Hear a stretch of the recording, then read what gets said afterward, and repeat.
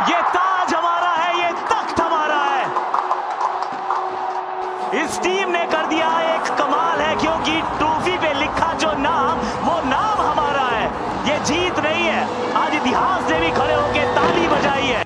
बीते शाम भारत ने एक तरफा मुकाबले में न्यूजीलैंड को धूल चटाकर T20 फॉर्मेट में फिर से खुद को विश्व विजेता साबित किया।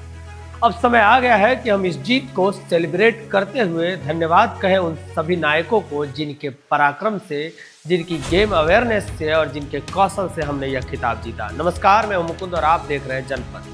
वैसे तो इस वर्ल्ड कप के अनेकों हीरो रहे, लेकिन शुरुआत हम उस हीरो से करेंगे जिसे पहले ही आईसीसी ने प्लेयर ऑफ द सीरीज चुन लिया है। एक खिलाड़ी पहली बार 2015 में भारत के लिए T20 खेलता है और फिर उसके हिस्से आता है वर्षों का इंतजार।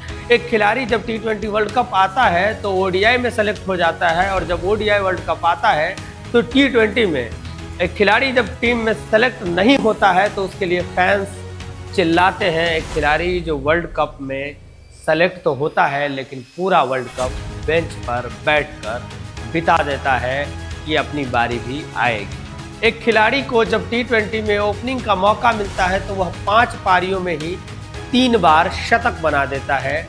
फिर भी कोच अपने फेवरेट प्लेयर को खिलाने के लिए उसे कभी नीचे कर देता है तो कभी टीम से ही ड्रॉप करके दूसरे विकेट कीपर को खिला देता है।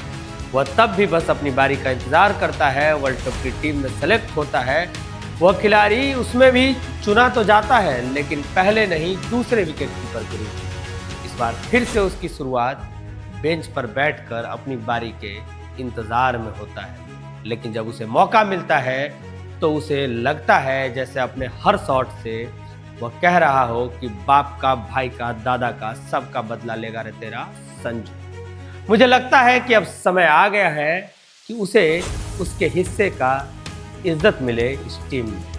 इसके बाद किसी के लिए यह वर्ल्ड कप चमत्कार से कम नहीं था तो वे थे ईशान किशन। जो खिलाड़ी टूर्नामेंट शुरू होने से पहले कहीं दूर दूर तक चर्चा में नहीं था, उसका अचानक से चुना जाना और फिर टीम के लिए एक से बढ़कर एक उपयोगी और विस्फोटक पारी खेलना, ऐसा लगा जैसे प्रकृति ने चयनकर्ताओं को ईशान किशन को चुनने की प्रेरणा ही इसलिए दी थी ताकि वो अभिषेक शर्मा की खराब फॉर्म को भरपाई कर सके। बात करें जसप्रीत बुमराह की तो भाई साहब, इनके लिए तो कहना ही पड़ेगा कि एक क्रिकेट टीम के रूप में इंडियन टीम भाग्यशाली है जो भारतीय टीम के पास जसप्रीत बुमराह है। अगर आप दुनिया के टॉप 4-5 टीमों की तुलना करेंगे तो पाएंगे कि सभी टीमों के पास लगभग ओपनिंग से लेकर 7 नंबर 8 नंबर तक विस्फोटक बल्लेबाजी क्रम है, लेकिन जो असली फर्क है वह है जसप्रीत बुमराह। विश्व क्रिकेट में फिलहाल उनके कलेवर का एक ही गेंदबाज है और वह है भारत के पास। अब आप आंकड़े देखिए, जहां एक एक मैच में 250 रन बन रहे हैं वहां भी, और वह 250 रन भी सुरक्षित नहीं लगता, वहीं कई बार ये बंदा प्रति ओवर 7 से भी कम रन देता है और टूर्नामेंट में सबसे ज़्यादा विकेट भी चटकाता है। इस बार इस टीम में विराट और रोहित जैसे सीनियर्स के नहीं होने पर जसप्रीत बुमराह और हार्दिक पांड्या ही 2 सबसे सीनियर प्लेयर थे। इन्होंने अपनी जिम्मेदारी को बढ़िया से निभाया और बड़े मैचों में फर्क पैदा करके दिया।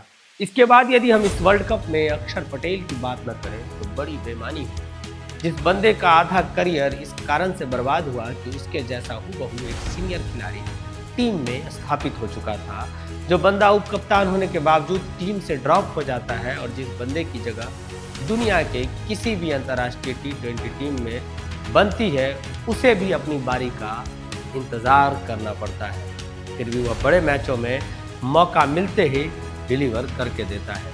इसके अलावा वरुण चक्रवर्ती, वो 14 विकेट, हार्दिक पांड्या और शिवम दुबे का ऑलराउंड प्रदर्शन सब के सब उतने ही वैल्यूबल रहे। कुल मिलाकर कहा जाए तो यह वर्ल्ड कप खराब टीम मैनेजमेंट और बुरे निर्णयों के बावजूद खिलाड़ियों के व्यक्तिगत विशेष प्रदर्शनों के कारण जीते गए ट्रॉफी के लिए याद किया जाएगा। बाकी की खबरों के लिए देखते रहिए जनपद।